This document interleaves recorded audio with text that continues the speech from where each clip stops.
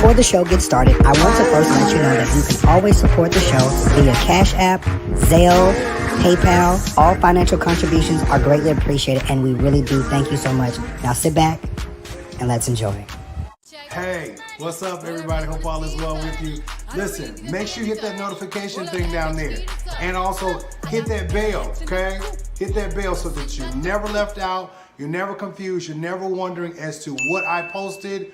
Was I on, or are you guys lost, or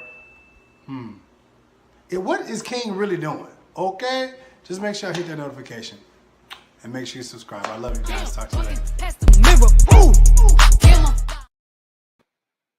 What is going on, everybody? Hope all is well. Good evening, good afternoon to everybody.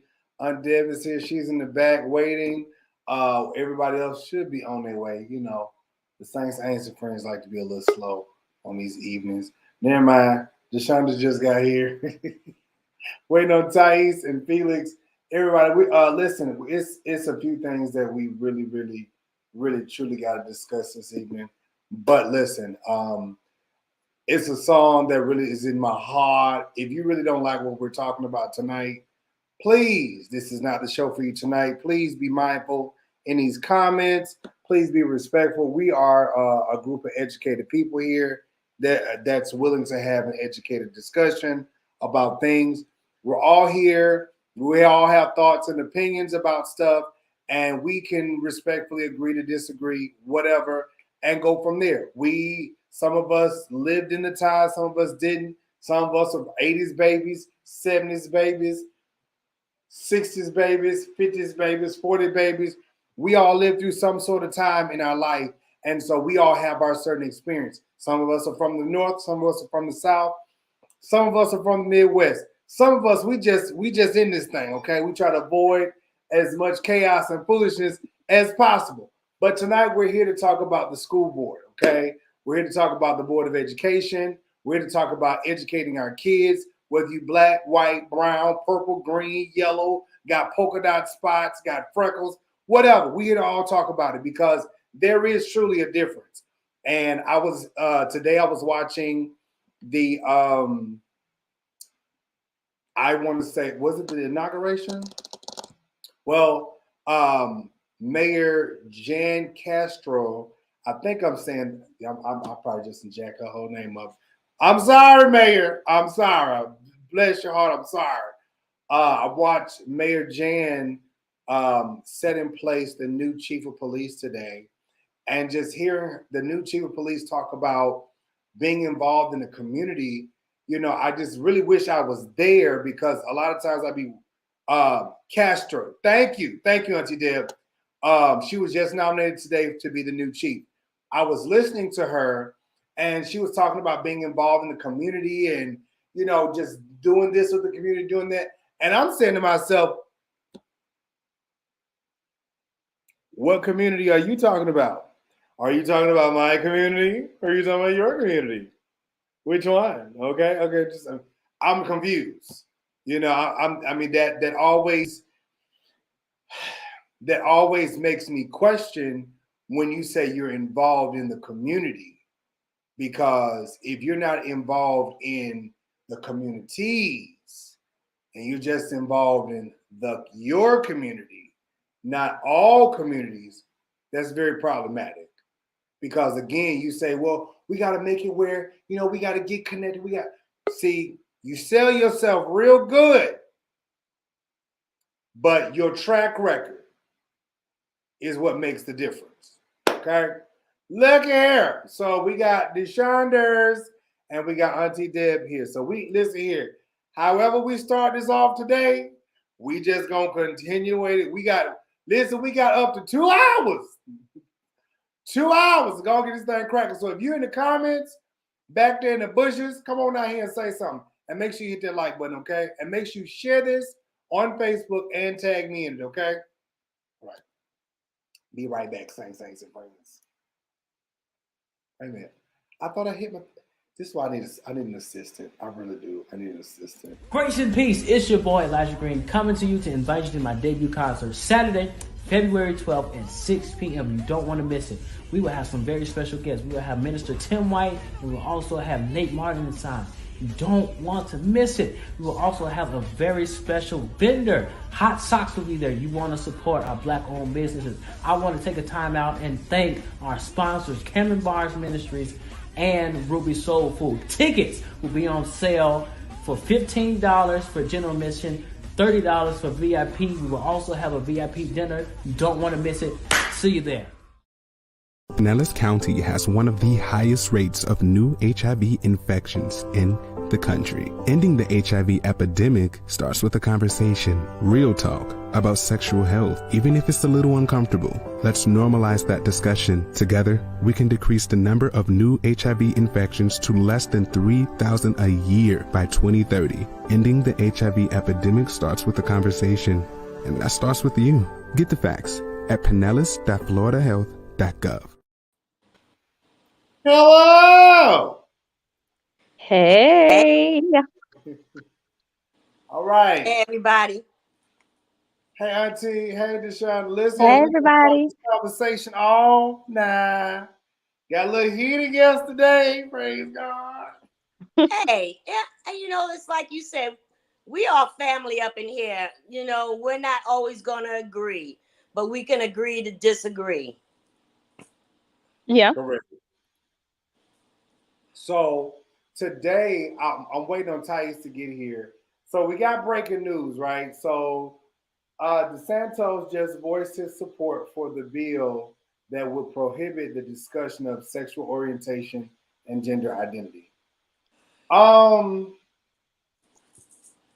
this is also involving parental rights and educational bill, dubbing the critics as "Don't Say Gay" bill, arguing the discussion about the LGBTQ issues, saying that they are not age appropriate for students in state primary schools.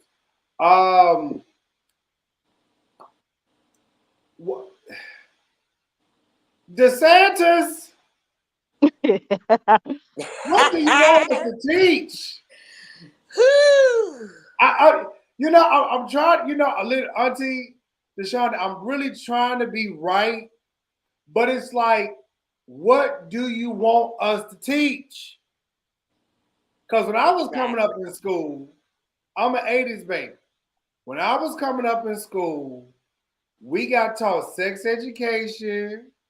We got taught about the birds and the bees. Yep. We got taught about body parts. We got taught about all kind of Black histories and things. And I know when I did my Black history reports, like I gave history stuff, and it's like all of this stuff is being taken out of schools. I mean, and then for the church folks, they took her out of school. What else you gonna take, DeSantis?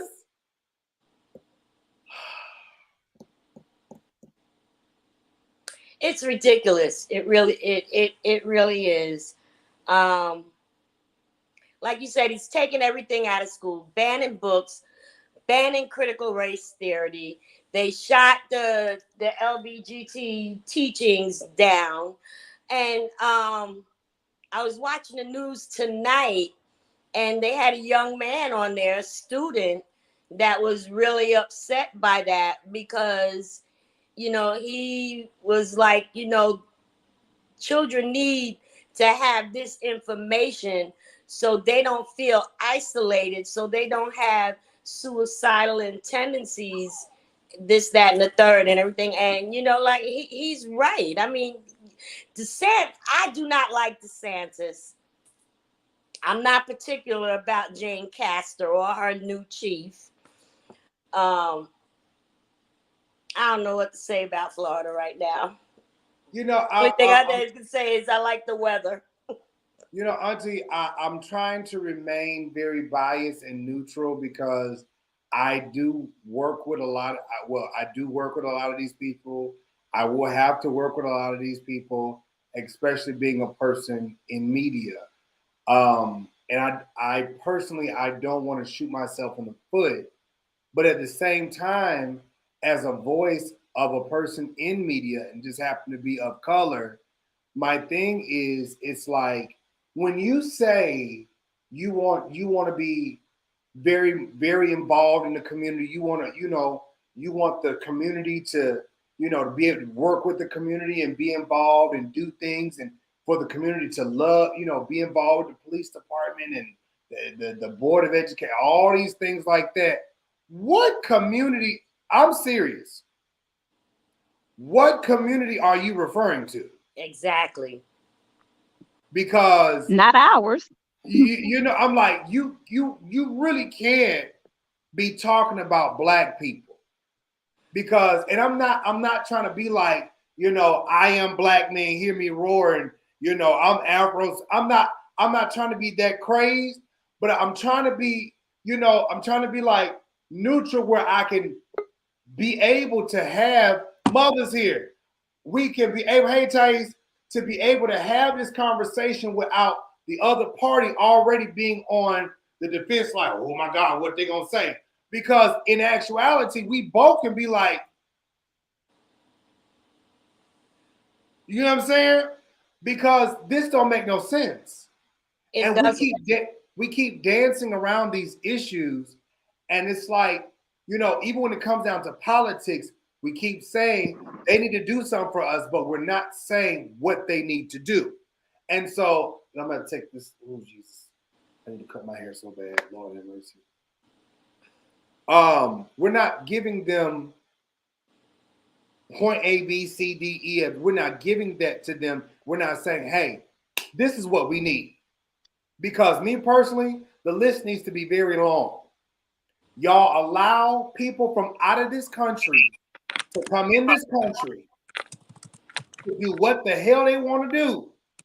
You allow their children to come in and do what they want to do, yet and still the reason why, don't make it no excuse now. It does not make it no excuse. But the reason why our children are the way that they are is because they have to battle these crazy communities that they live in. They got to battle poverty. They got to battle bad education. They got to battle with teachers that don't want to teach them. So all of us people that are color are always on defense because it's like we're always fighting. We don't really have a chance to breathe because we always fight. And it's like, okay, well, we want to be able to help. How you want to help us? Yeah. You gonna stop lying? You gonna do that first? You gonna stop lying? You gonna make it easy for us to get good education, and we ain't gotta fight 10 times as hard as the white folks that's running with us. You gonna do that? Right. Praise God. You know what I'm saying? Because again, even like when Ty got the update from Thais, even when it comes down to black gays, white gays, totally different spectrum. Because there is still racism even in the LGBTQ, but they want equal rights. And when we sit out here and fight for equality only equates towards one side. Right. And we still fighting to have a seat at the table.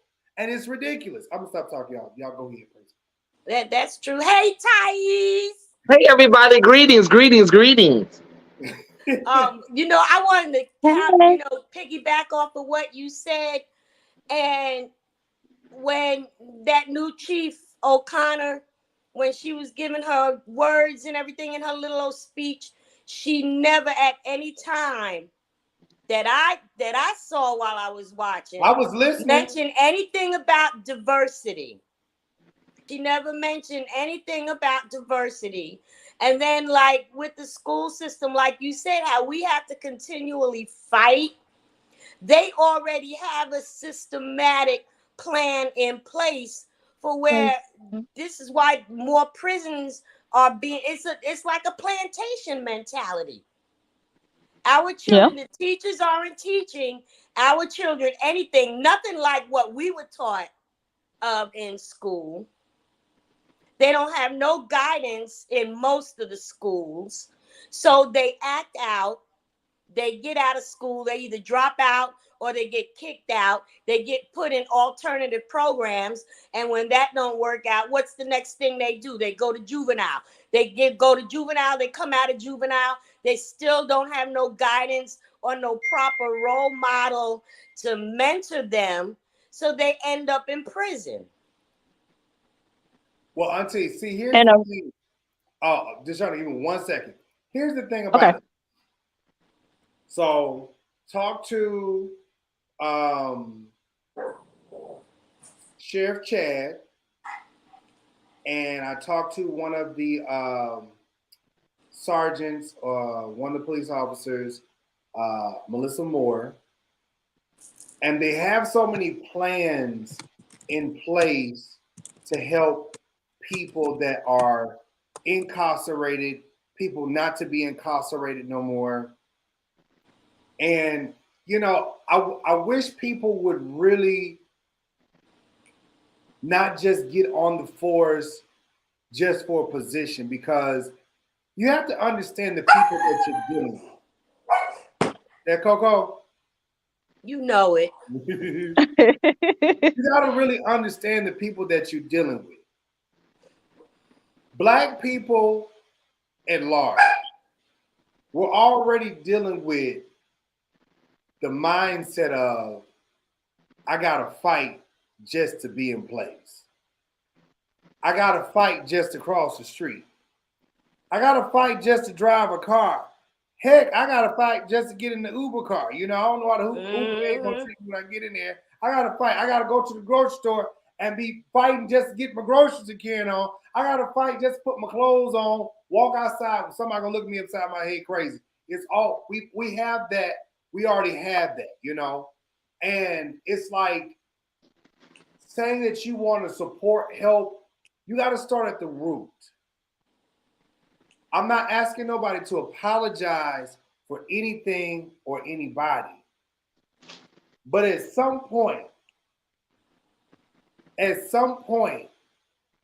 this stuff has to be acknowledged, and it has to be rectified, and it has to be fixed. This country, this goes back to when we're still talking about the Board of Education. This country blatantly in our faces supports other races or other groups of people, I should say, because we're one race, we're one human race. They support other groups of people, ethnicities. But to the ones that they brought over here, you cast them to the side. It's like you have to pull teeth just to answer questions, and it's like even Joe Biden, as much as we went to the polls and we voted, you sit here and slap us in the face yet again, and you overlook us, and you go and say the anti-Asian bill, anti-hate Asian bill. But what about the anti-hate black bill? Us bill. What about us? You know, I mean, I think at some point it's like, you know, not even trying to be like, you know, aggressive or dogmatic about it, but it's like, really? Sheep in wolves' clothing. Years ago, when he always said that he didn't want his children mingling with no black kids. Who said that? Biden. Oh, wow. Right. Wow. Wow. Yep. When he was an early senator in his early days, when they were going through the segregation bills and everything, he said he did not want his children in school with no black children.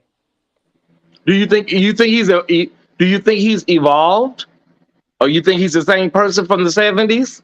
I think he's just the lesser of two evils, because just like DeMario just said, he's got all these anti-hate bills for all of these other groups except for us. Except for us. You know, I thought about what we were talking about yesterday, the Plessy versus Ferguson. And the I remember watching the movie Mrs. Jane? Miss Jane's Boys? Miss Everett's Boys? Miss Everett's Boys. Yeah. I remember how in that movie she went to go drink water. That's the autobiography of Miss Jane Pittman. Yeah, okay, that's what I'm saying. Right. I'm getting mixed up. They get, it's two ladies, and that's how you got confused. Miss Evers and Miss Pittman. I think didn't they use the same actor? No, Cicely Tyson and Alfred Woodard. Okay, I know Cicely Tyson played Jane Pittman. Yeah, yeah. That's how I get. Yeah. So, Miss Jane Pittman. That's how I remember. That's one of the things that's separate but equal. It's like we got to fight to drink water. We got to fight to go to the toilet.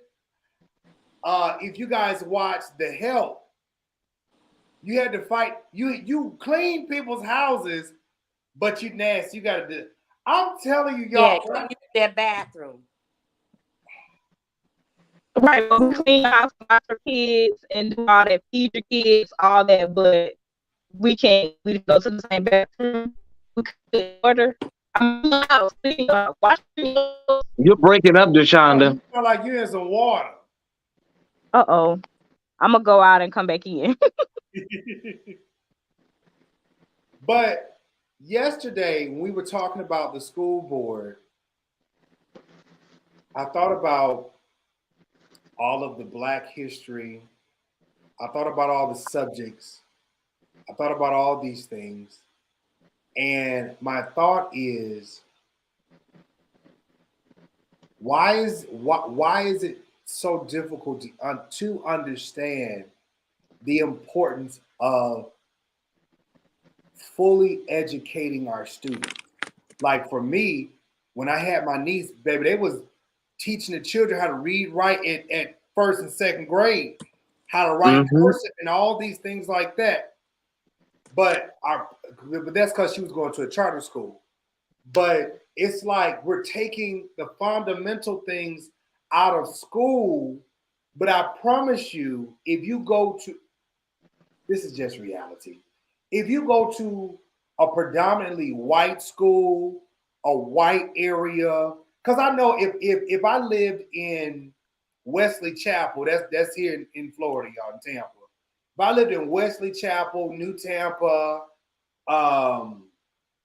Carrollwood, these are like really like kind of, I don't want to say they're not all white, but they're very uppity areas. Predominantly white. I'm thinking about myself. But it's like what they're taking out. I promise you, they're getting full education in those schools. It's just it's a little perturbing to me. And how do you say that we're separate? But because that seems like what we're going back to. How do you say we're separate but we're equal? Either we're equal or we're separate. Because ain't no in between either or. We a little bit of this, a little bit of that. No, either we gonna be separate or we gonna be equal. And have you looked at one race sport? or we gonna be no race? I hope that makes sense. Have you looked at the demographics of all of the school board leaders? We got 7 school board leaders. One is black. Now in his district, it's kind of balanced out between white and black. But the other districts, the other 6 districts that are held by white women, is only like 20%, 10% black children that are in their districts that go to school. And you're right about, the school system, like in Wesley Chapel, especially with New Tampa. You can go to New Tampa school system and get stuff done faster. That's just where I went to get my passport, where people have been waiting months and months. And I got mine, gave them all my information, and got my passport back in 2 weeks. I know. I went over there on Falkenberg. The system is messed up. I went on Falkenberg. I had to wait almost 6 months. It's just different things. It's different things in different areas. Yeah. And it's like, in different areas of the city, of the state, well, really in the city, because every state is different. In different cities, in different parts, things just tend to be a little different. You go over, sad to say, but you go around there, what Shanique with them at, you know what I'm saying? That's going to be like 4-5 months carrying on. You go there with Karen and, Pauline carrying on. Okay, what you need, what you guys? But see, the thing is, you got to know somebody who knows somebody. And when you know somebody, you just go ahead, this is what I need. Boom, done, just like that. And it's sad that it's like that, but it just wasn't a plan in place. Once they freed us, there was never a plan in place for us to thrive and do well, and they just didn't know what to do after the emancipation. Now what we gonna do with these niggas? We just don't have any idea, So many roadblocks and so many hurdles have been put in place for hundreds of years now. And we're still trying to get through and get over all of these hurdles. And it's amazing that we have some semblance of our right minds that can function in society, because as a people, we really have been through a lot, generationally and so on and so forth. But at the end of the day, we have to keep on keeping on and keep on trucking. Well, see, even in that time, it's like, okay, so let's talk about what was this thing? Let me pull this. Let's get to. Okay, so let's talk about this separate but equal bill. Now, I think that was started in Mississippi. Deshauna, wasn't it in Mississippi first? Louisiana. That was Louisiana. Okay. Um,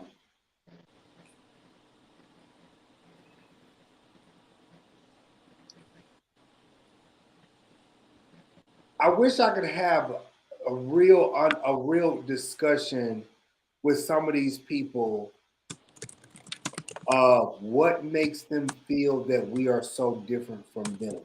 Because Thais, I listened to what Oprah Winfrey, what Whoopi Goldberg said. Okay. And you know, I had said last Friday, I was like, y'all, what did she say? Nobody would like really tell me. I listened to what she said, and I was so confused because I was like, so everybody's up in arms because of that? Yeah. I want y'all to hear this. I want y'all. And it's mainly Jewish. It's mainly the Jewish community. Oh, child. Excuse me, Jives. For 2 weeks from The View, following this controversial comment she made on. Okay, here we go. Berg has been suspended for 2 weeks from The View, following this controversial comment she made on Monday's episode. And let's be truthful about it, because the Holocaust isn't about race. It's about man's inhumanity to man. E.T. can confirm. So what was wrong with it? She basically said the same thing twice, because if we are one human race, right? Now, if we one human race, then it's not about race. It's about man's humanity. What how she said? Inhumanity. Humanity. And that's really what it is. Like, you have humans that disregard other humans and take their life for granted. I agree with that.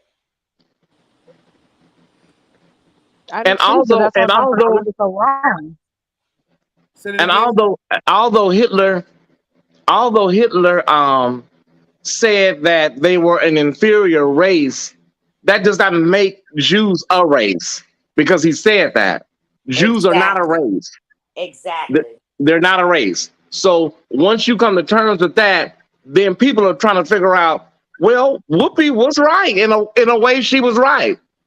But to the mainstream media that are run by Jews, and she has to answer to these people, there's a problem, because you're doing too much.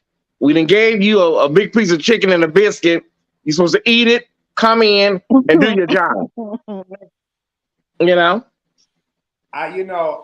This is the thing. With us, it's like, I don't know. It's almost one of them things. It's like, okay, so we still fighting this. Like hundreds and hundreds and hundreds of years later, we're still fighting this? Yeah. Like, we are. Like, we didn't build this country. We have our family matter of fact, our family members have died. Folks are in jail for stuff they don't need to be in jail for. Mm-hmm. All of this stuff, and it's just like,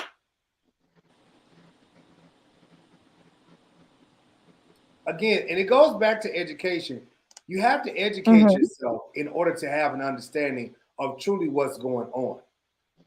The whole thing about you're taking our history out. You're taking Black history out of schools. DeSantis wants to take Black history out of schools. Now, some people, there are different levels to when it comes down to the Board of Education, because this part, state has to do something, local has to do something. The governor has to do something. Everybody has to sign off on certain things, but it's typically the ones who are typically signing off on all this stuff are white people. Yeah. Like, and then the ones, the black folks that are in there are usually Democrats. And you got a lot of white Republicans. And it's like, listen, and this is what I would say to Republicans, and Democrats. I understand that we all have different views. But at some point with our different views, we work better together Right. than we do Amen. apart. Yeah. Yep. In order for our children to be better educated, better, more productive, better citizens, we work better together than we do apart. I know some of y'all white folks will be like, oh, I don't want my children having sex or having babies with them black boys or them black girls. Let me tell you something. We live in 2020.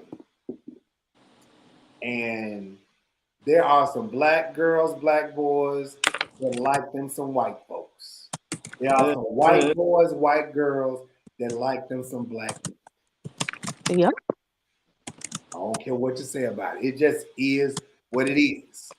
You can never do anything about who a person finds attractive, who they find beautiful, who they fall in love with. It just is what it is. I don't even discriminate no more because I'm just like, I see some people nowadays, I'll be like, Yeah. Mm-hmm. I've been seeing some of these little white boys like,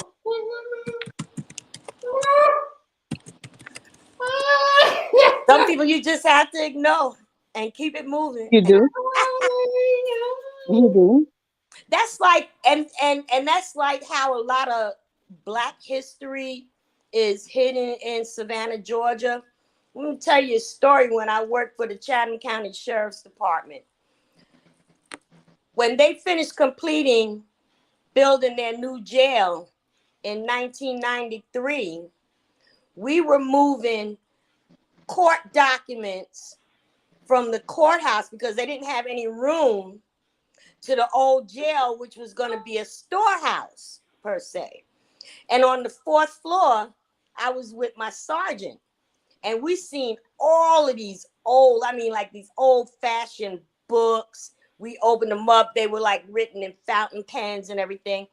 And I want to say 99% of Savannah, Georgia, from Tybee Island, Wilmington Island, Tallahassee Island, even on Hilton Head, all of that land, they were owned by African Americans and was taken away because they were either out after dark, or they were sitting on their stoop, or they appeared to be intoxicated. There's so much history that they keep hidden. And we've even talked about it before I even moved down here, and nobody still has done anything about it. They keep a lot of history hidden that is about us. Yeah, we have a lot of hidden history, and with them trying to remove everything from the school system right now, this is a very, very, hold on, y'all, 1 second. This is a very bad time for Black people in America from a historical standpoint, us knowing our history and us learning our history. Because you do have a lot of Black people, because the narrative has not really changed in motion pictures, that are just, slave movied out. They don't want to see no more movies about slavery. They don't want to see no more movies about maids and butlers. They're just like, and that's understandable when all of the narratives are about a certain thing. However, you have to be clear when this kind of stuff goes on with the critical race theory or pulling all these books out of school. It is a very slippery slope to having your heritage, your ancestry wiped out. And you will look up 2 generations from now and Martin Luther King and all of these people will be an afterthought. I promise you they will. Because they are really, really, really moving fast, especially DeSantis in Florida, Hot Wheels in Texas, and so many others. in the South. They're really moving at a fast pace. And then not only that, it's like, what are you trying to wipe? Why are you trying to wipe black history out? What? They don't want nobody to know the truth. Thais is right. No, but if you really think about it, it's like, okay, wait. Your foreparents. Now I don't know what DeSantis is. I think he's some little Cuban that think he white. I think that's what it is because he got a little Puerto Rican name or Cuban name or something. European descendants, their foreparents brought African American descendants over here in ships. That's history. If you take that history away, then the question still is going to remain: how did we get here? Mm-hmm. And I don't know. Can y'all hear me? Oh, go ahead, Deshaun. I'm sorry. Can you hear me? Does it sound bad? No. It sounds okay. Okay, it goes back to that whole Christopher Columbus situation. You know, they just want us to know that Christopher Columbus sailed the ocean blue and he came up here, the Nina, the Pinta, the Santa Maria. It goes back to stuff like that. You can't find something that wasn't lost.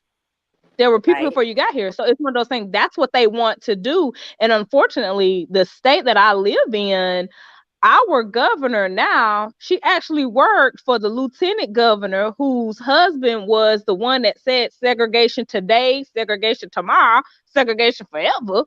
And so it's one of those things where this is a continuous cycle until, like we talked about yesterday, until we get educated and get in these offices and have representation. They're going to continue to play in our face.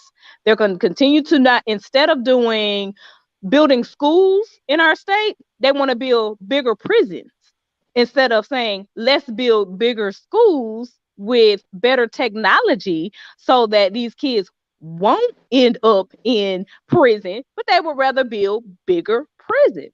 Right. We have a situation now with our Constitution. Our Constitution in Alabama is one of the longest and wordiest Constitution in the states. And every time we vote, we're voting to take language out of it. And when I say language, the racist language out of our Constitution. But because it's the longest and the wordiest, we're gonna be voting for that forever to take language out. And even with our school systems, especially the town that I live in, that's appointed. They ain't even elected for our school system. So it's almost like, who you got on the school board, honey? Do they even have kids in the school? But they're making decisions about it. But the 13th Amendment has a loophole in it, and a lot of people don't really know about that loophole. And if you watch Ava DuVernay's documentary, the 13th, you get an understanding on how the current prison industrial complex is just an extension of slavery. Slavery really never ended. When you have people working for 15 cents a day and 17 cents a day, it's an extension of slavery. Sorry to interrupt you guys. No. You're right. I was just finding out something today, which I'm gonna be covering this story very soon. In Detroit, they're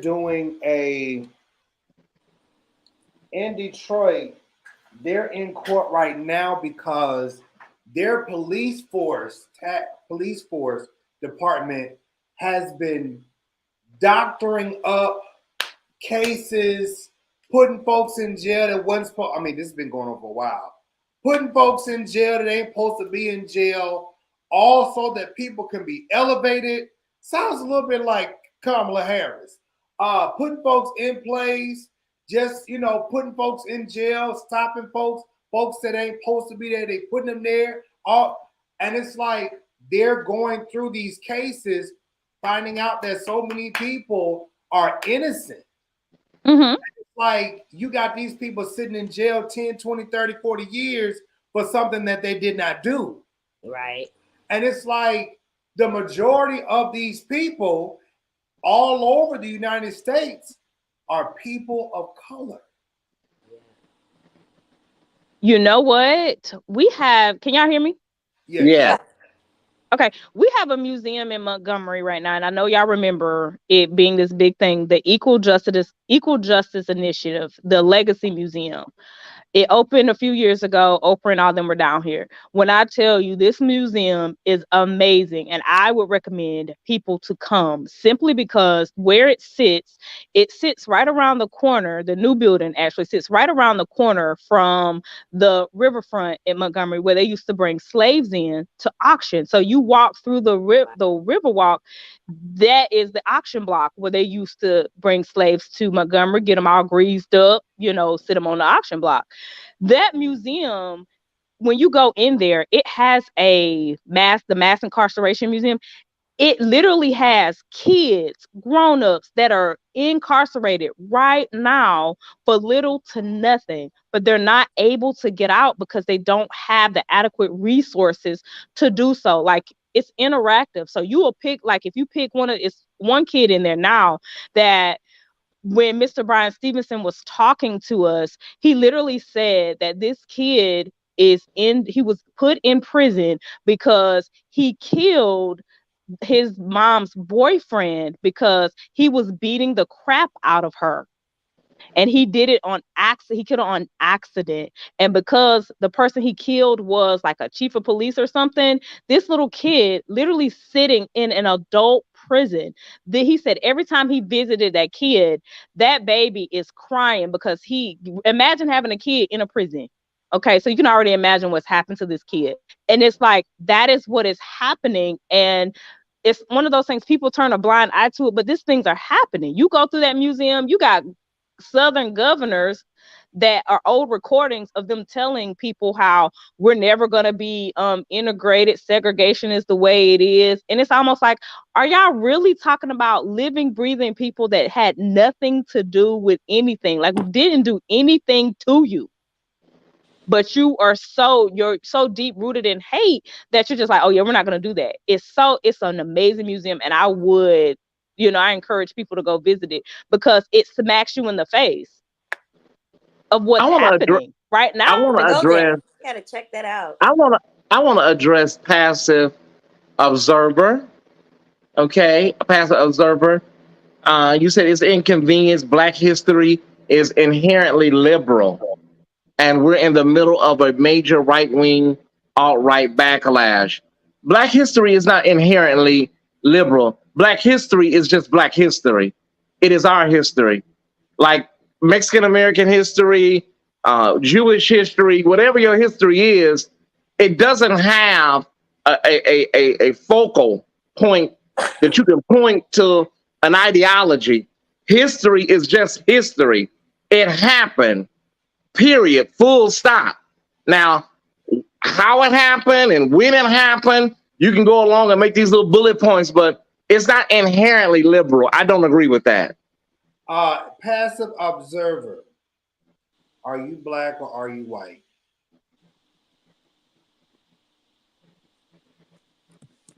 Black history doesn't have a political ideology or affiliation.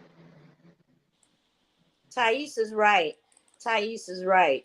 And if they really want to get technical about it, with Black history back in the day, politically, none of them were liberals. They're all Republicans. When you say that, how I read it is code for when you say it's inherently liberal. Well, Black history, the viewpoint or the standpoint, Black people, y'all are always complaining about stuff and these liberal causes and these liberal issues and stuff. So that's why there's a backlash. Let's be clear. The white power structure in America, they don't need any permission. They don't need anything from us to do what they do. They've been doing it. So whether we're liberal or whether we're progressive, whether we're the Green Party, whatever you are, white supremacy doesn't need anything to function. It doesn't, because it is white supremacy. Amen. So passive observer, here you go. I'm gonna do this. Amen. I like people to I want people to say what they need to say. So that link, go right there. Don't hit that line. Come on. I want to see. I want to see. Thais is absolutely right, though. Oh my God, on point, on point. Like no, like how do we have great school? I'm glad that Deshaunda moved so I could, excuse me, see this picture. Great schools for all. Mm-hmm. There should be, our education system should be the best. People are coming to America because they say America's the best, the greatest country. Oh my God, it's so amazing here. No, it's not. No, it's Oh not. well, you don't like it here. Go back to Africa, baby. I'm not from Africa. I'm from West Memphis, Arkansas. Memphis, Tennessee, niece. That's where I'm from. But you know what? Can I ask a question? And it's like, and I really think about and wonder about it. When we were segregated and we had our own communities, just like in Tulsa, we thrived. We thrived as a people. And the white people came in and destroyed it. And basically, it's like, to me, I mean, it'll work for me no matter which way it is, whether we're integrated or segregated. But I truly think that with the way that we thrived, we had our own banks, we had our own hospitals, we had our own schools, our children were doing good back in those days. To me, segregation really wasn't a bad thing. Okay, passive observers here. Do you mind having your camera or no? What's going on? Do you mind? Yo, what's going on? How are you? Can you all hear me? Yes, we can hear you. Yo, what's going on? How are you? I'm great. How are you? I can't turn my camera on because I just got in from giving a lecture. So I'm like changing clothes. I look a hot mess, but I am here. Okay. All right. Now you said you wanted to explain. Go ahead and explain.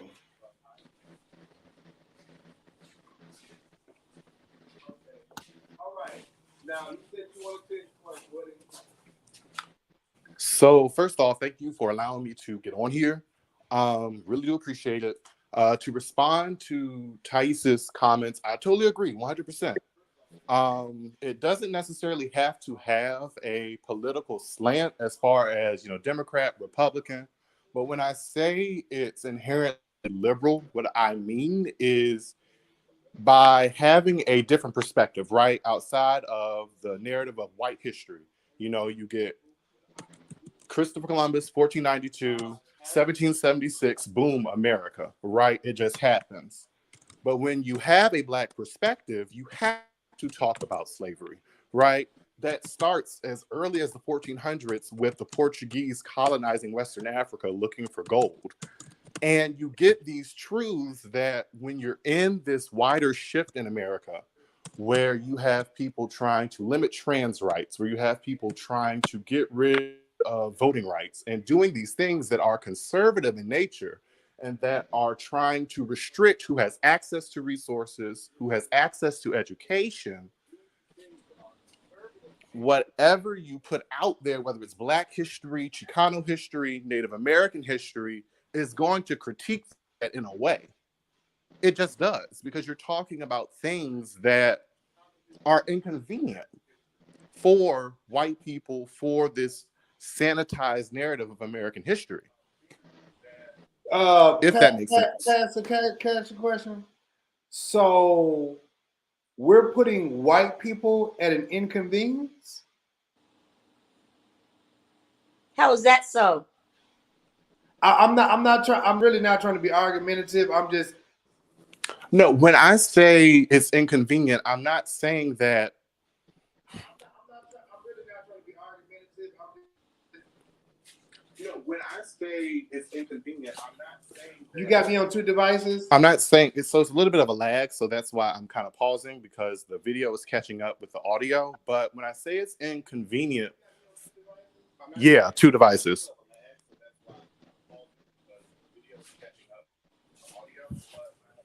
You have to turn one of your devices When I say it's down. inconvenient, what I'm getting at is when you have a narrative of American history that prioritizes a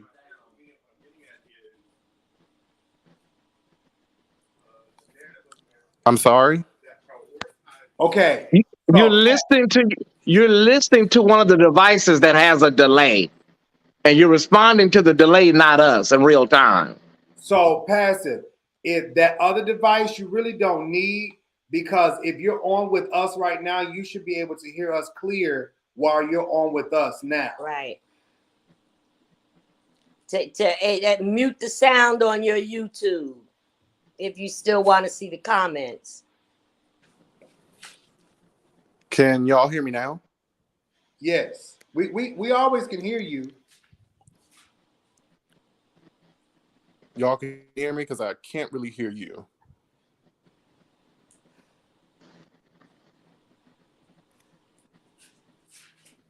We can hear you.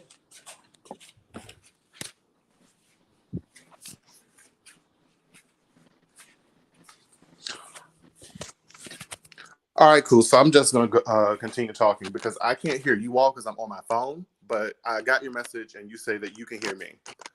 When I say that Black history is inherently liberal, I agree with Thais in the sense that white supremacy doesn't need Black people's opinions, doesn't need any sort of extra whatever to function, and that Black history is just Black history. It happened, right? And that, yes, you can have all these different bullet points, etc.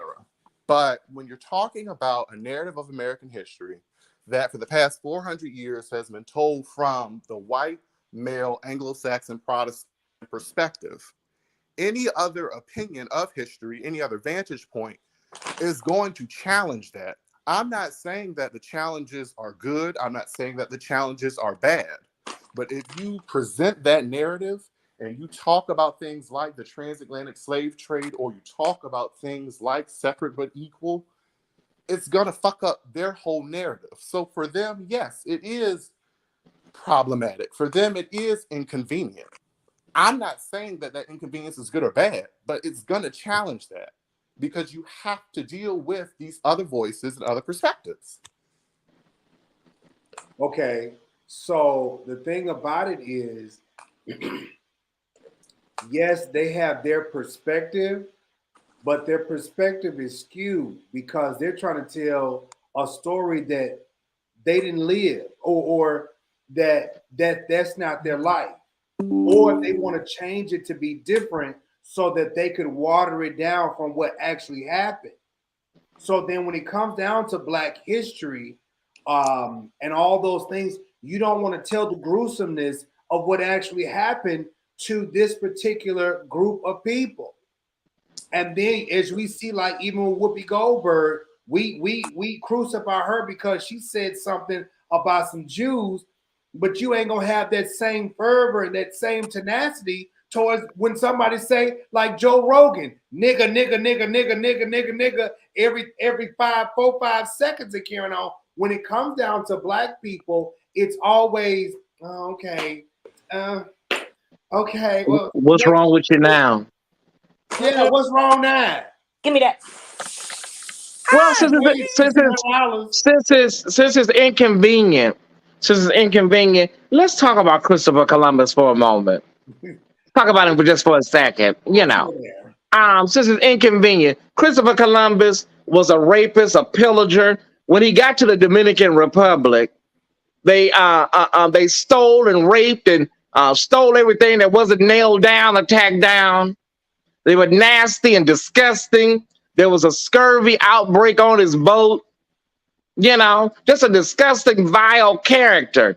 And when you got here, there were multiple tribes from the Dakotas all the way down to Texas, sir, all the way back over to Nevada of Native Americans. You didn't discover shit. I hope that's not liberal or too neoliberal, or I hope that's not too, what's the word? I hope that's not too militant, if that's a political ideology.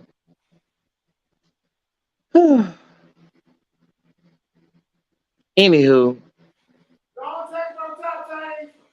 You brought disease here, you nasty bastard. And then y'all put smallpox and chicken pox and baby blankets. How evil is that? So we talk about inconvenient and liberal. Okay. Women went to the doctor for just regular benign issues and came out and didn't even have a damn uterus when they left. Went in with a uterus, left without a uterus. You know, these people, when it comes to our history, there's all kind of bullet points and PowerPoint presentation when it comes to our history. But when it comes to what they've done and their involvement in history, then, oh, back up. Well, let me explain to you. This is how they feel.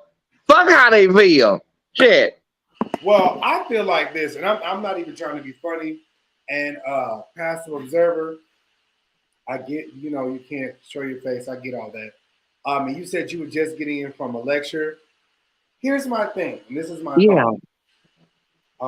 I'm very much so college educated. In the process of been for a long time completing my bachelor's.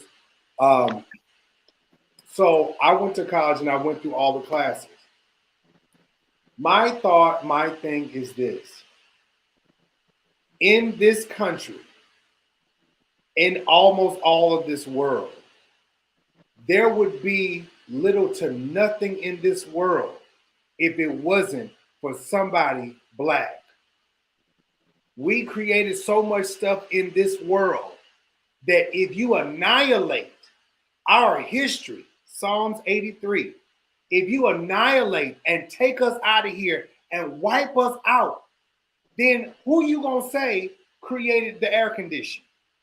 Who you gonna say created the light bulb? Who you gonna say did this? Who you gonna say created the doorknob? Who you gonna say created the dustpan? If we take us out, if you take us out of here, see, I mean, and this is not really, I'm just going off of what you said. So you said for them it would be an inconvenience. Since it's such an inconvenience, how do we teach history? How do we teach where we come from if we annihilate where we come from? How do we teach, even because this has always been my thought. We were more than slaves before 1600. See, and that's the problem that I have when it comes down to Black history. We teach Black history as if we just came from some slaves. Mm-hmm. We didn't come from no slaves. We became slaves, but we were so much more than slaves. I know, you know, typically the Black, oh, we were kings and queens. Well, okay, that was some chiefs and Indians and all kind of things and stuff out here like that. But we were doctors, lawyers, farmers, workers, engineers. We were all of these things before we came here, before our ancestors came here. And to say, because again, passive observer, I don't know you, but to say that it's an inconvenience for someone or a group of people who have lied, cheated, and stole from another group of people just to make themselves better. Now they don't want to tell the whole truth about what happened in Canton, and we want to just act like it's all people. Well, what we're going to teach? What we're going to teach in history? Now, I'm going to relinquish the floor. They're not going to tell the history. The reason they're not going to tell the history because their history is skewed and it's disgusting, it's vile, and they're not going to tell it. They're not going to tell the fact that 12 presidents owned slaves, including the first president, George Washington. They're not going to tell you. The president was Black. They're not going to tell you that our first White House also served as a plantation over at Mount Vernon. They're not going to tell you that. Agree. What they're going to tell you is that Honest Abe, George But Washington what I chopped the, was trying to they chopped the cherry tree and apple pie and all that stuff. And these are vile men. George Washington actually had a slave. Her name was Ona Judge, and he tracked that woman down to the day she died or the day he died. He was just that vile about a runaway slave getting away. So our history in America, as American history, is disgusting and it's vile from a black standpoint. That's why we all push back when they said make America great again. America has never been great for black folks. Never. Exactly. Period. Full stop. Amen, Thais. Amen. You are absolutely right. You are absolutely right. Even with that Honest Abe, Kumbaya mess and everything, he had slaves too. Talking about all men are created equal, but we were not the same as them. That Declaration of Independence was for white men. Not even women, that was for white men.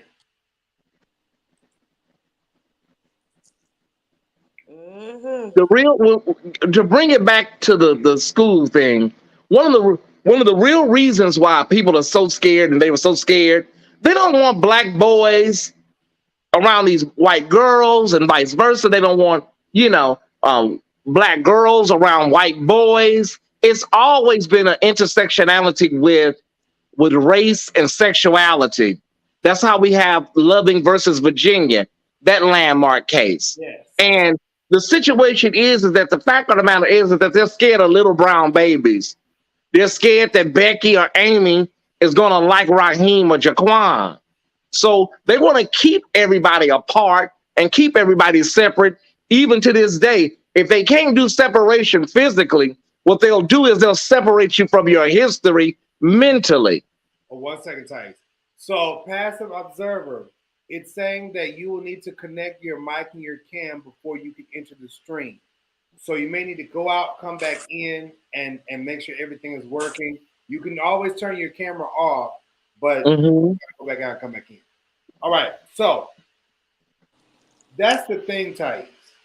Yeah. This whole separate but equal situation. And you know what? I read this out the Willie Lynch letter yesterday. It's ironic to me that they praise the King James Bible and they say that we serve an awesome God and Jesus is amazing and he's this. And if we're all serving the same God, so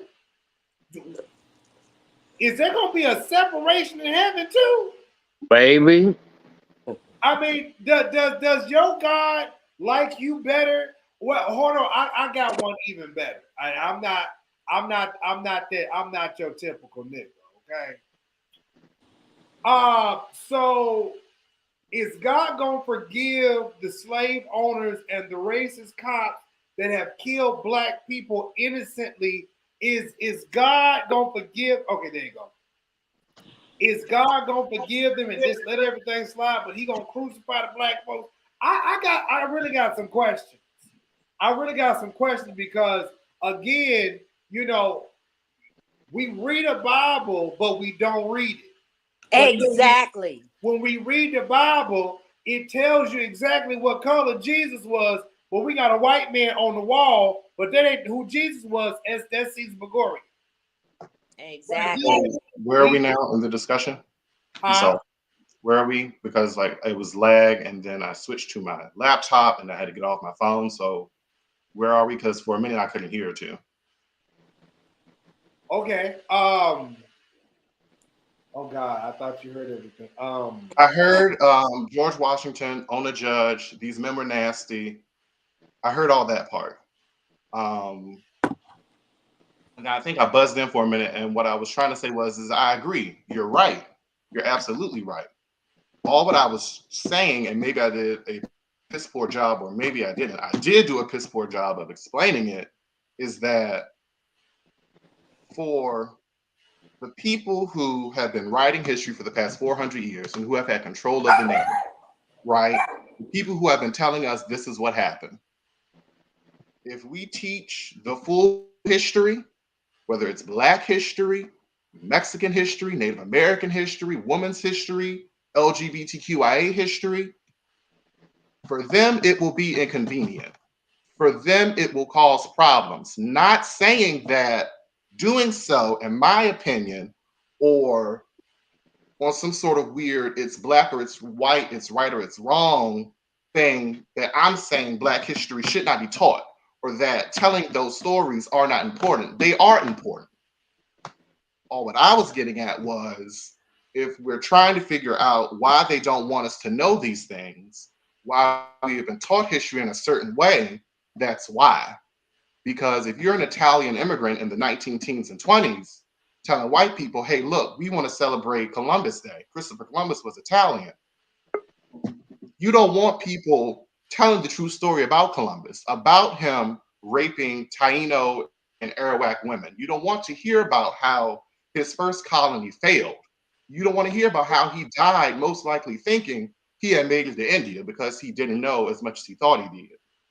That's all I'm saying. Well, see, passive observer, that it's like you cannot negate that. Those are facts. That is true. Like if we tell the history of George Washington Carver and the inventions that he created and made, you cannot talk about George Washington Carver without talking about the mistakes that he made. And I mean, even though he was a great inventor and he made all of these things, he also made mistakes, good, bad, or indifferent. You can't talk about what great things that these people did without talking about the bad. So you have to take the bad with the good, because that is your, okay, so when they talk about King Jives, DeMario, you can't talk about me and oh, he was just so wonderful. Oh, he did this. Oh, he did this. Oh, he was taking up for this. Oh, you can't talk about me without talking about how many folks I didn't cuss the fuck all the way out. How many times I didn't laid somebody out and told them where the hell they can go, and how many times I may have been disrespectful to somebody because of what they said or did to me. You can't talk about how good I've been without talking about how bad I've been at the same time. And that's just the facts. And for white, Caucasian, European persuasion, Roman peoples, and all this type of stuff, the truth of the matter is, even though it may hurt your feelings, because I was talking to a lady that was on the school board, even though it may hurt your feelings and you may feel, oh my God, like, whoo, we don't want to do that. You may not want to do that. Okay? You may not want to do that. But that's just reality. That's just life. And if you take that, here's the reality of it. If you take that out, if you try to teach anything else, you are a lie and the truth is not in you. And to our people, our own people, I know that we're fatigued. I know that we're fatigued from the slave narrative and the subservient narratives. I know that we're fatigued, but you got to keep letting your kids know about Black history, y'all. Please, because right now they're trying to erase our history.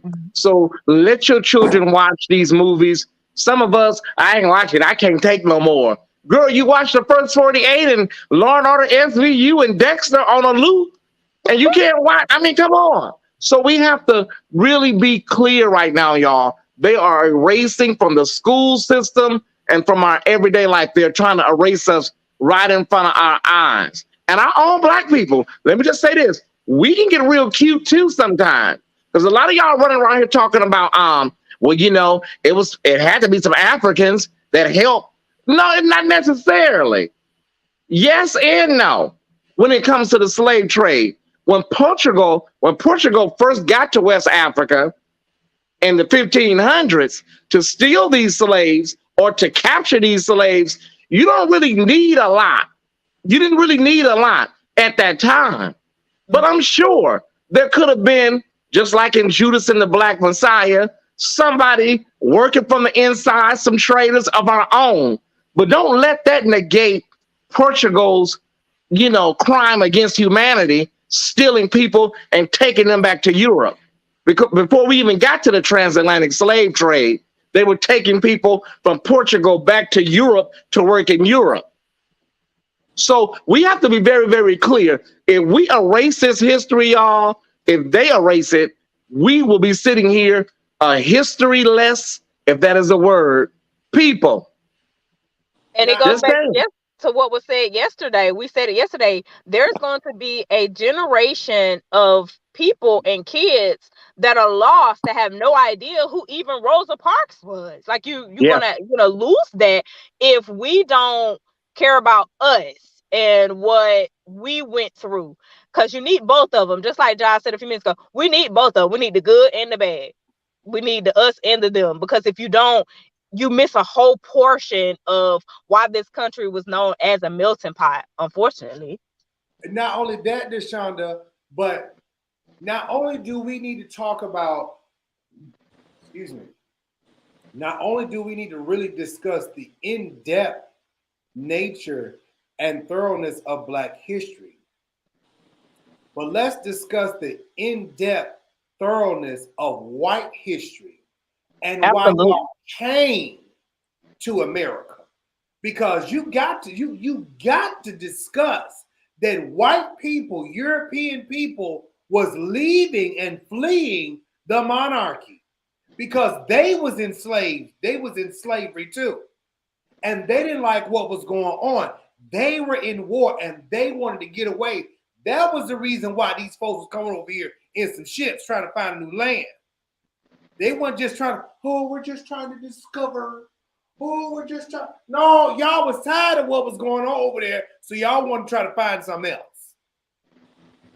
Exactly. And that's why I always advocate and I recommend that book, The Destruction of the Black Civilization, because Chancellor Williams, it goes into detail all the way up to the year 2000, in which he passed away shortly after that.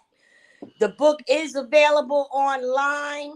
You can download it, but when you download it, make sure you are getting the first edition, because the publishing companies have edited a lot of his information and facts out. Children need to learn about that. They need to read that book, and then on a biblical note, they need to be taught the truth about the Bible and the history of the Bible, with the Blacks in the Bible, with Jacob and Esau. God described Esau as coming out as red. He didn't call him white, but when he came out red, that's what he was. And Jacob was black. And God always had a disdain against the Edomites.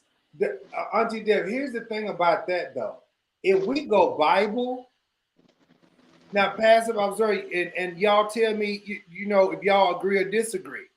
If we go Bible, I don't believe that this is personally like the infallible written word of God. I believe that this, I'm gonna say it like Iona Locke said, this Bible declares. I believe that this is a history book. It is. This is a history book that tells you time, place, and location of things that have happened. It tells you who the peoples really were, but we want to paint everybody in here like they was white. We want to paint Jesus as if he was white, when it clearly say he wasn't. It want to say the children of Israel was white, when clearly they were not. Because it talked about, and Pastor, I just heard you come in, so I'm going to say this and I'm going to let you talk. The children of Israel lost the war. This how I remember reading this. The children of Israel lost the war quite a few times, and they were taken over by the Romans, by the Palestinians. It was a few people that took over Israel, and they were in slavery quite a few times. But when I read in here, it tells me what happened to them. And it also gives me a foresight of things that are to come if we really don't kind of pull it together. But that's just the history book. That's what I read in the history book. But from what I compare, the notes that I have here, and I compare it to today's society, we are still doing the same thing. So if we're going to go by Bible, we are still doing the same thing. If we go by the Willie Lynch letter, we are still doing the same thing based upon what someone has done to us. But we don't want to fix it. We want somebody else to fix it. Pastor, you said something. I was going to say, I agree. I think that the Bible in and of itself is a historical document, especially if you are a member of the Roman Catholic faith, the Eastern Orthodox faith, what have you. You have a different version of the Bible than another person. And it all goes back to where this stuff comes from, how it got there. There's a lot that goes into it. I mean, you can go to churches in Ethiopia that have been around for thousands of years, and you won't see an image of Black Jesus. The Virgin Mary for them is Black. Joseph, Black. God, Black. Jesus, Black. Everybody's Black because in their world, in their society, that's how they saw it. But when we're talking about things like the King James Version of the Bible, you're talking about a Western perspective where most people had never saw a Black person in their entire life. So they had no need to say, oh yeah, Jesus was Black, or oh yeah, Mary was Black. For them, it was whiteness because, and I can't remember who it was, I want to say it was Marcus Garvey who said, if Black people are ultimately going to get out of whatever situation they're in, they need a religion where their God is Black, that speaks to their problems. So for white people, brown people, Black people, when you're looking at denominations and aspects of Christianity that were founded in specific countries, in specific parts of the world, where people all kind of look the same, that's why their God looks like them, because he speaks to their life, their problems. Now, Pastor, I agree with that statement, and I also have to disagree with that because now there were Black people primarily all over the world. The Moors were in Spain, and that was a ruling family, government, things of that nature. And there were other people. The Chinese look like me. The Australians look like me. The Japanese look like me. What's another country? The Egyptian, the Arab, all these people look like me. Yep. But this is even documented in history that they sent, and they used to have this documentary out here called The Whiteout. They would send white missionaries into these countries and tribes and things to procreate with them to lighten them up. So Black people have been all over the world. I really feel like there has always been an inferiority complex when it comes down to our counterparts. I don't think that,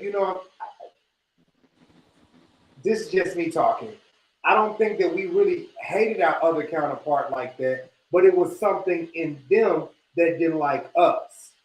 But then, as Auntie Deb said, when it came down to Esau and Jacob, the angel told, the mama, that you're going to have two nations within you warring against one another. But, I mean... Well, if I could just say this, that first of all, race, everybody, is a social construct. There is no such thing as Black and white, and from a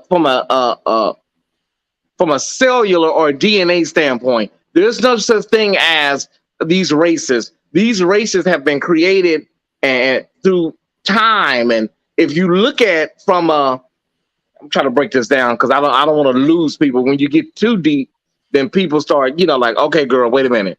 Okay, so here we go. I'm gonna put it like this.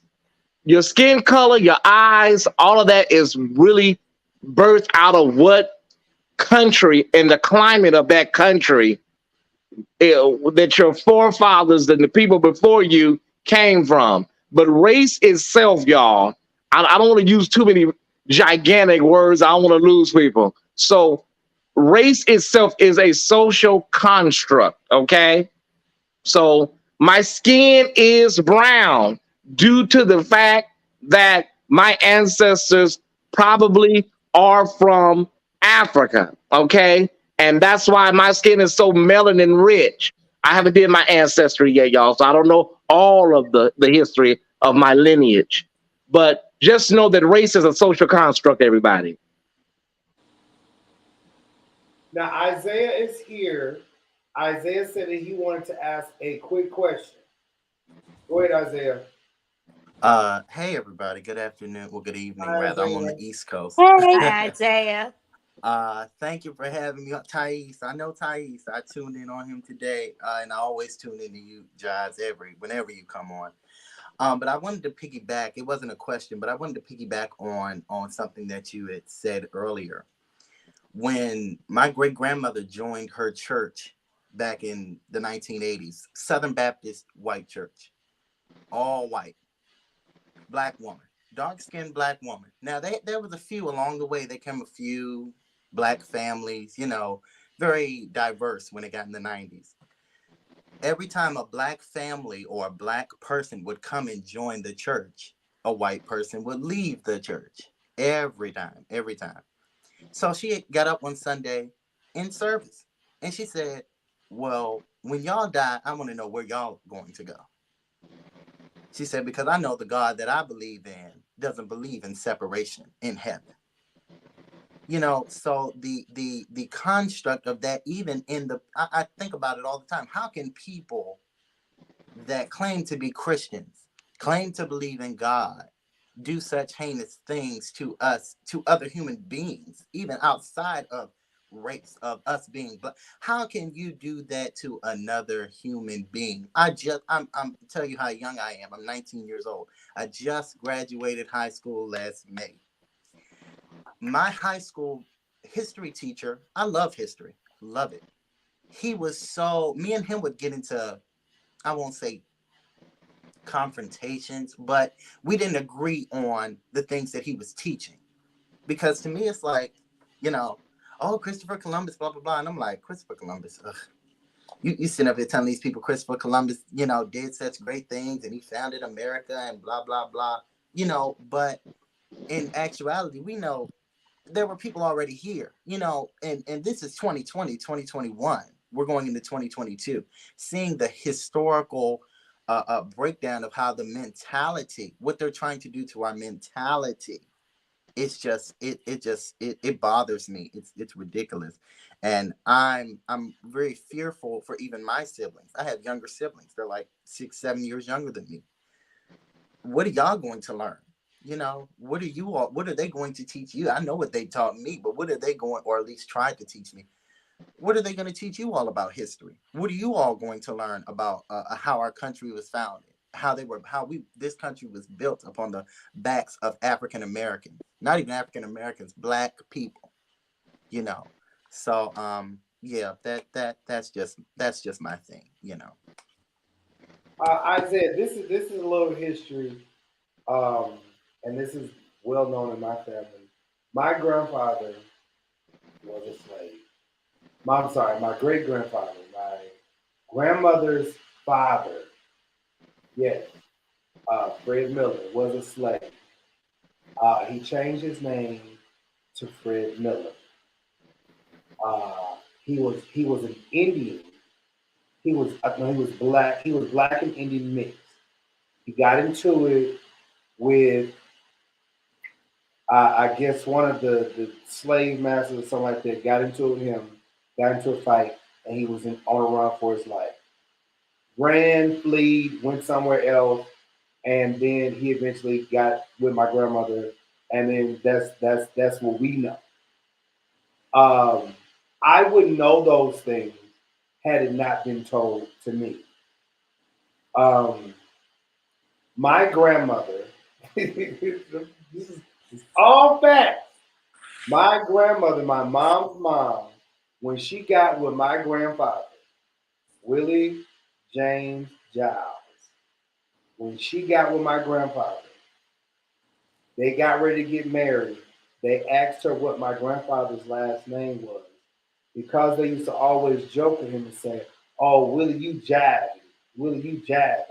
She thought instead of his name being Giles, that it was Jives.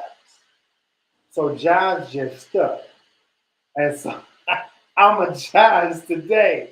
So that stuff, like, if we don't tell our children things that happen in our family and our history, we'll never know. Um, the town that my grandmother primarily grew and my mom them grew up in Turl, Arkansas. Um, everybody was pretty much family. Let me make that make sense to you. Everybody, everybody in the town was coding one another. Okay, let me break that code word down to you. Everybody in the town was pretty much fucking one another, having babies with one another. You just Sean, do you hear what I'm talking about? Because I got my family's like that in South Carolina, the town that we are from. They joke with us all the time. They say, y'all better be careful because y'all really double related. So y'all better be careful. So it's funny, but for real, like it's that town that we came from in South Carolina, literally that's what it is. Like And that's the crazy part. cousins of somebody cousins and you three cousins down. Like in that little town, everybody is related. Like even the white folks across the track, they was, they was coming across the track, going there across the track, carrying on. That's just life. It wasn't until the children got older and got sick of being there, they moved into Marion, which was closer to West Memphis. Some moved to West Memphis, some moved to Memphis, and never came back. My dad's brother, Richard, once he got grown, graduated high school a few years after that, baby went and left and never came back again. Said, "Sis, I'm not coming back here." He went up there, married him a white woman, and called it a day. I'm just, I'm just telling the truth. My grandma did. She did the same thing. My dad is the only child. When she left South Carolina, she said, "I'm out." She moved to New York. Ain't been back. Mm. Said I can't do it. I'm glad that we have those, because I mean my great grandmother never, even her sisters, she has 3 sisters that are living. There were like 13 of them. Her father was a pastor, pastored 4 churches in North Carolina. She never gracefully, she would always say, well, we weren't poor, but we weren't rich. We didn't grow up rich, in the 30s and the 40s. We were our family was blessed enough to our mother and father both worked. My father, she would say my father was in the war. She was very proud of that. Her father was in World War One. And that even comes back to think they didn't want us, even going back. I was just watching a documentary Henry Louis Gates had on WIDA, talking about how they didn't even want us fighting in the war. So it's like, because they always said it wasn't for us. So it's like, I can't fathom, even imagine, and even looking at stuff on TV, hearing about slavery, hearing about how they brought us over here. It's, it kind of seems surreal, like you just can't even believe that it even happened. I mean, to me, it's just like, oh my God, are you serious? Like they really did that to these people, I'm just, I don't even know where we're going, even as far as a country, because I do, Miss Deb, I do even remember when you said that Joe Biden was talking about he didn't even want his children going to school with Black people. I remember that. I watched the clip of him saying that. He said that, and I believe it was, even if he was in the Senate, he said that back in the 80s.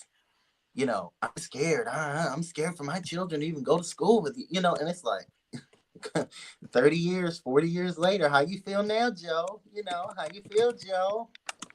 So Isaiah, here's the thing about that.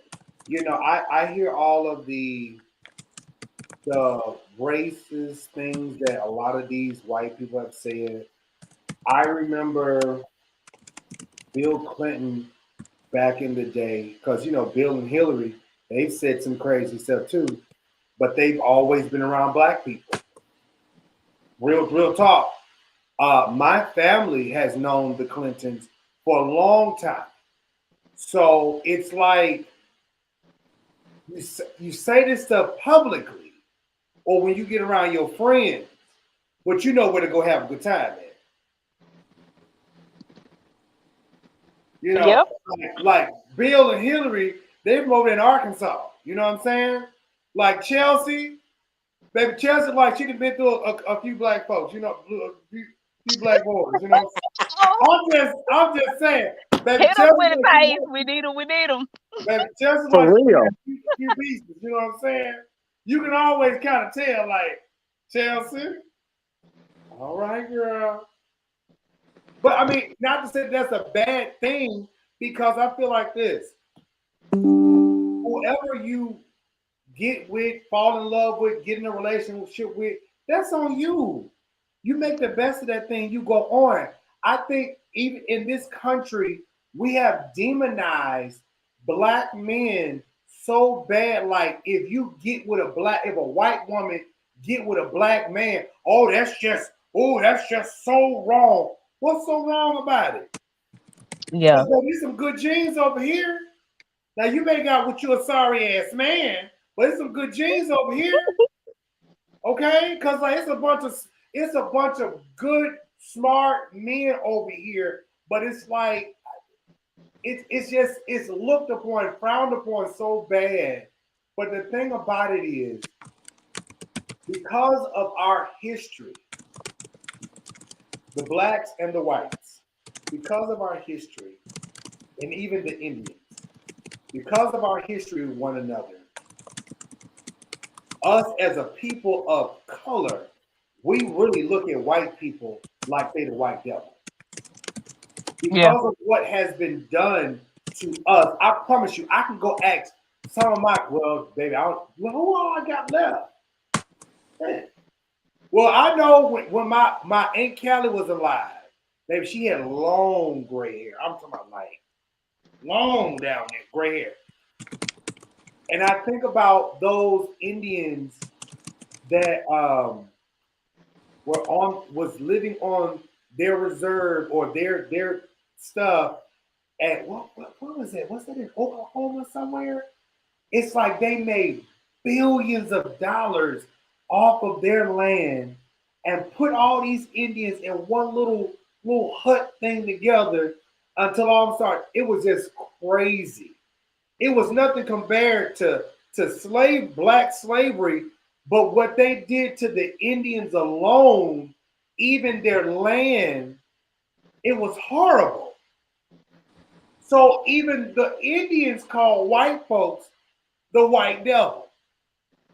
Yeah. But just for the record, Indians, Native Americans had slaves too. Yes. Yep. Yes. Just for the record. Yes.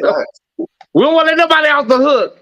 Yes. I mean, they're my folks too. So I mean, I can't even knock it because I'm Choctaw, Cherokee, Blackfoot. So I mean, you know, it just is what it is, and nigga too. So you know, whatever. But you know, take one top, Thais. Go ahead, take one top. Thais is right.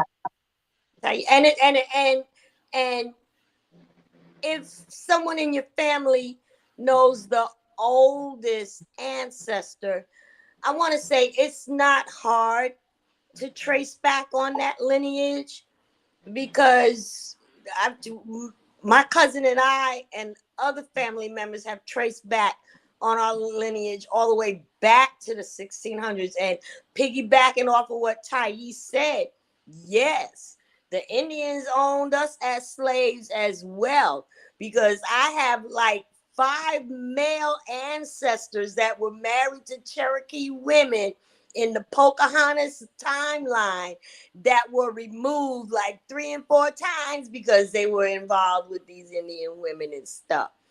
But it's important, you know, to teach our children, you know, our lineage and our history, because I mean, it's like amazing. You never know, you know, who you have in your lineage, or, you know, like my great grandfather, Gentleman Jim Robinson. You can Google him. We owned all of Bull Run during the Civil War, and he was an upstanding.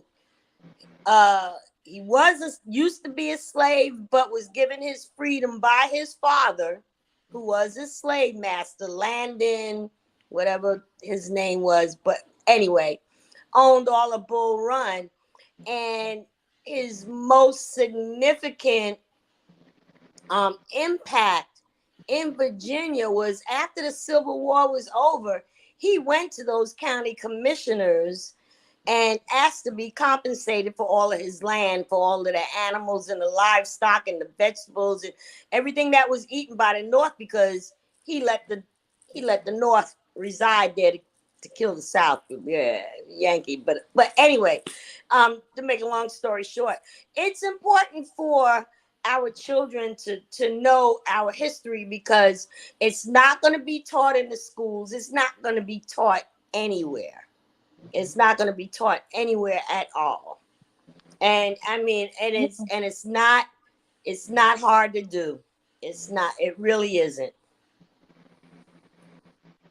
And going back to what we initially started talking about with the education, like you said, Deb, we have to change the narrative ourselves for our people to know what it is that we had and have going on. Because believe it or not, we can't blame everything on the school system, because it's one of those things. Bureaucracy matters. It's there, and so they teach to test, literally teach to test. And even when they teach to test, it's still not a good assessment of what those students are able to achieve or what they can actually do, because a lot of people are not good test takers. But at the same time, the stuff on that test have nothing to do with our history or history, to be honest with you, you know. But we have to be the advocates for us. We have to be able to, first of all, we have to know it. We got to learn it in order to teach it. My pastor has a slogan for our church is learn it, live it, teach it. You have to do that, because if not, we're going to be still in circles having this same conversation in about 5 years. And then you got a whole generation looking at you like, who? What?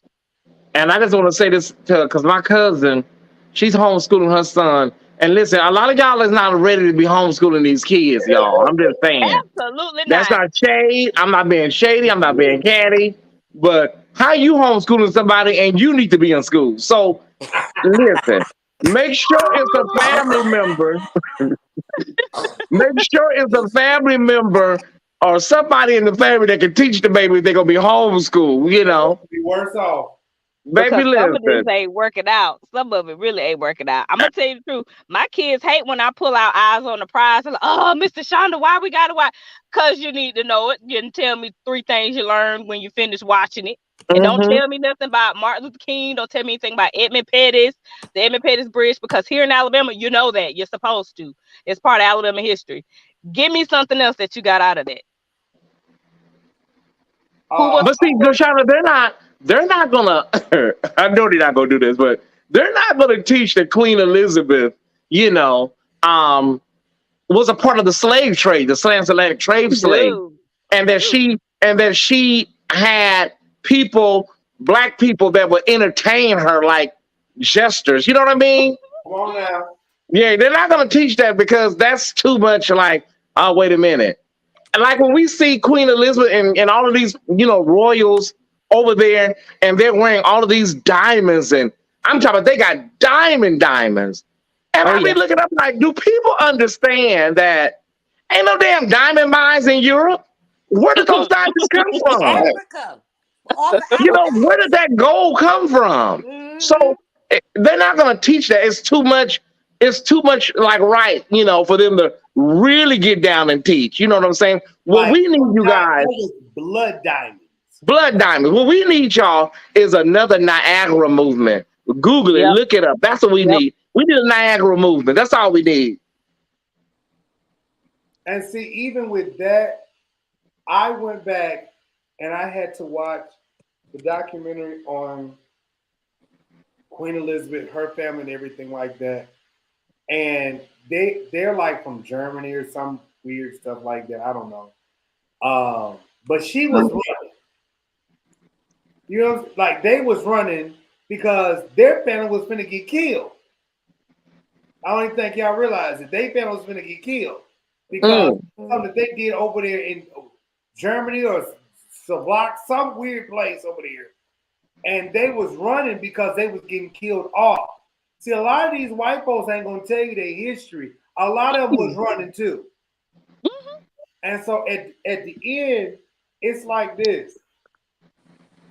Queen Elizabeth got some black in her because her great somebody up in there was mixed. Not only that, but what makes them feel, or white people feel, I really want to ask this question. What makes white people feel as if they are superior to somebody else and makes them turn their nose up and look down on somebody else as if that we are better than you because? I never could understand that. I still don't. Right. I would like to know. And they can't answer that question. Huh? They can't answer that question. Not at all. Misinterpret and use scripture to suit their own purposes to define their superiority, but it's all lies. And to be honest with you, I'm sorry, go ahead. No, you can go ahead. Go ahead. To be honest with you, we have to become as serious about our history and about our past as the Jews did about the Holocaust. Why? Because if you go to Germany, you know about Adolf Hitler, but let me tell you what you're not going to see. You're not going to see no statues about him. You're not going to see any of that. You know who he is. All you're going to see is statues and monuments erected for those who survived, those who died. But you come over here, we got statues. We arguing about changing the school from Jefferson Davis to something else. We arguing about taking down what's his name? Robert E. Lee. We arguing about that. And they said, oh, my history is being erased. We have to become that serious about our history as they do, because you mentioned the Holocaust and you're losing jobs. You're going on 2-week vacations. Okay. We got to be as serious about that, about our history like they are. That's why they own everything, because guess what they did? They made us see it. They made us pay attention, and they made us realize this happened. We haven't done that yet. I always say to Shonda, if you want to know how sick and debased this country is, we are the only country in the free world that have statues erected of the enemy. Child, and people worship these statues. You know, and a lot of people, when you talk to people, Shonda, and you ask them about the Civil War, a lot of people don't know the Civil War was about people trying to keep slavery going. The North versus the South. We fought against They don't know. They say, well, what was the war about? You know, so it's sad. So we got a lot of work to do. We do. And just to put a little button on this, because Deb was talking about Tulsa and Greenwood. All of those communities that were burned down to the ground, y'all, all of those flashpoints were a white woman saying she was accosted by a black man.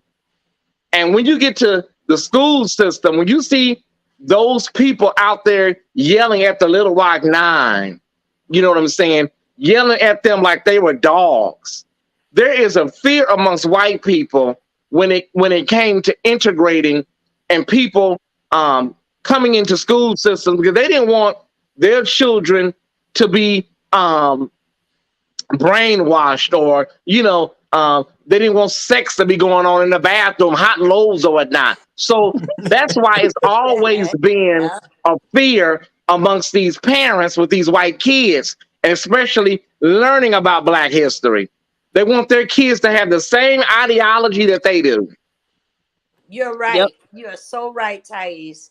Because if these kids today knew the truth, baby, they would probably calling their parents and their ancestors every name in the daggone book.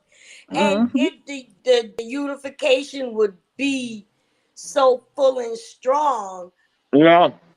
Whew. Not Yeah, only we gotta that, get so powerful about us that nobody can to fight and argue about us. It's so disrespectful. I won't even say the school again, but it's so disrespectful to the point where one of our big universities down here, where they just love sending people kids, they're changing the name to one of the buildings from. They're literally changing it to Miss Lucy, who was one of the first Black people that actually had a chance to go to the school. But the building right next to her is still named after George Wallace. So it's almost like it's a slap in the face. Ah. Like they still playing in our face. Like the same right there, Miss Lucy, and then they still playing in our face. And then you know what upsets me, Deshonda? I was reading a news article today about how those judges down there in Alabama about the redistricting and everything, where Black folks only have one place to vote now. Vote, yeah, yeah. Now, if you get down to the Black Belt, you get down to places like Selma, you get down to places like Marion down here in Alabama. It's one of those things where it's like we gotta get in office down here. We gotta have representation. We gotta do it, because if not, they're gonna continue to play in our face, and we're gonna be looking at them and fussing at them, but powerless because we can't sit in that seat. It's crazy. so I would say this goes to what Thais was saying. I was trying to see what Lamar was going to say, but we have less than 8 minutes, and we're going to be off. Well, we're going to be off here sooner than that. But I'm going to say this: while white people are so nervous, oh Lord, while white people are so nervous about having Black people deal with their kids or have sex with their children, young men with young white girls, whatever. Black people feel the same way too. Right. Like there are some Black people out here who don't want white in-laws. I grew up when I was coming up. I'm an '80s baby. When I was coming up, like it was always taught, if you marry outside your quote unquote race, outside of your Blackness, it's wrong. Right. Because that is the devil. Now I was always taught that. Now it wasn't right, but that's what I was always taught. Now, passive observer, you real quiet over there. Lamar. Oh Well, no, I'm listening to everything that you're saying, Jives. Everything that everyone's been talking about is just so true. I just really, in my opinion, and just going off of what everyone has said, it's just so vital for. Lamar Thais. that voice sounds Yes, familiar. it is Lamar, me. remember one day he was on, It is and me. Yeah. Oh, okay. It's all clear now. Got Yes, it. yes, yes. It is me, everyone. Oh, Hello. okay, gotcha. that's your Yes, smart yes, mouth. yes. Well, anyway, I just think it's just so important for us as Black and Latino people just to kind of like educate ourselves and to remain educated because especially by me, what was that? 3 minutes. Oh, especially by, just me being in STEM, I see it all the time. I see the, you know, the the comments and just the facial expressions and the stares and seeing the that we're not very Black people, we're not very abundant in these STEM related fields. The off the cuff, sneaky kind of like comments like, oh, you speak so well, and things of that nature. And I'm just like, well, I was born here in the United States. What the hell do you expect me to speak? Mhm. So, people think I'm nasty, but if you really anger me, you'll really see it. So I have to really control myself and and not to snap back. But it's just like when you just see the ignorance of people time and time again, question the intelligence of our people, and there's this belief, well, is he really competent to understand this? What gives our fair skinned counterparts the belief that only they understand natural law, and anybody that has more melanin in their skin can't understand science, can't understand law, can't understand medicine? So I, Also, I just you're talking about stem cell therapy, right? no I'm talking about Or stem cell research? yeah, yes, Thais. I'm talking about just STEM in general: science, technology, Okay, engineering, mathematics.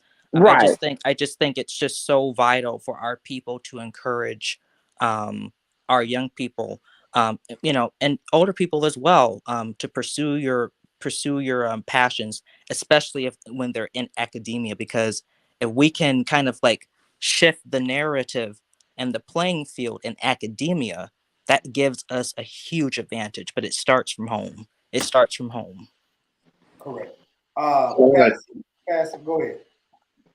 Um, the only thing I want to say and to piggyback off that is it's all about having control of the narrative and taking charge of your own stories. As someone who, has gone through graduate school and academia, particularly in the field of history, that's the biggest issue because we can't expect people to know who they are, where they come from, if that information isn't being thoroughly researched, done appropriately, and put out there for people to consume. So we really have to take it upon ourselves to get educated, get informed, and then turn around and pay it forward. Bring somebody else in after you, share those stories with them. And that will change how a lot of this stuff is seen. And those truths that are, frankly, inconvenient for some, they have to deal with it at that point because it's there, it's documented, it's thoroughly vetted. They have no choice but to confront it and deal with it.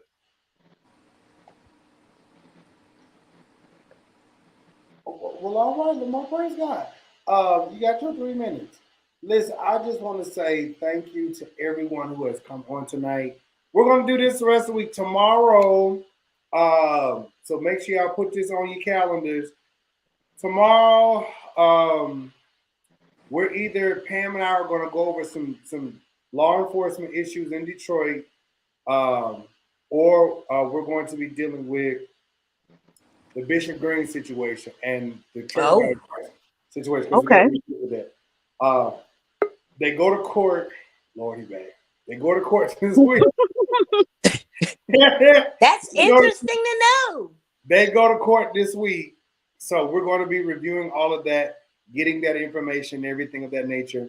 But we're not going to stop here. Next week, we're going to be dealing with some politicians next week, having some interviews next week, and everything of that nature. So Thais is going to be reporting all week. I got stuff we dropping all week. So listen, make sure y'all here, turn your notifications on. I do appreciate everybody being on. Before y'all leave, make sure y'all hit that cash app. I'm like, Thais, how you say it? I've been working hard. We did a lot of heavy lifting tonight. Yeah, y'all out here working now. Y'all out here working. You hear me? Do a lot of Y'all heavy out here lifting. working. Y'all moving. So You give to everybody else. all right, make sure y'all hit that cash app. Listen, it's so much stuff that's going on right now. We are in political season, so we need to know what's the do's and don'ts.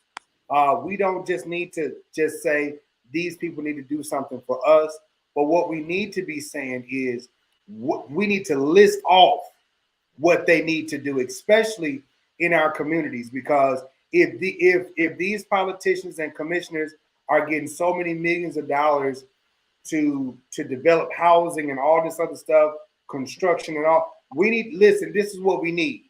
And then also, not only do we need to have what the list is, but we need to put the responsibility back on ourselves, on our community, so that we can be more accountable and responsible of what we do ourselves and not Absolutely. expecting someone else to do it for us. That's right.